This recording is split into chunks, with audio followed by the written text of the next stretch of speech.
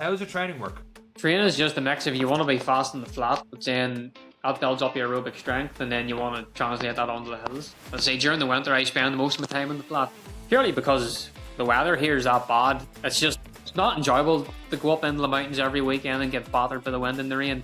I'm lucky enough that where I live is hilly, so I'm able to go out and run not long hills, but short, steep ones, which keeps me humble. I think as well, when I'm on that treadmill, that's getting a lab test. I usually get that done every year just to see how the body is and where my numbers are at, like VO2 max wise and stuff. But that there's just sets me up for what I have to do going forward. So it means that my heart rate numbers are setting paces. Like, I don't really work off paces as such. Like, everything's all measured and how I feel, heart rate based as well. But then when you get into like springtime, then that's when you're looking at, right, the legs need to get ready for the mountains here. Then you transition over. Then you drop the mileage, because trying to run 100-mile weeks in the mountains is probably the equivalent of 130, 140 miles a week. It's keeping it simple, keeping it enjoyable, and making sure there's a good variety in your training, because the amount of people now that you see starting running and they just go straight from running 0 miles a week straight into running 50k, 100-mile ultras with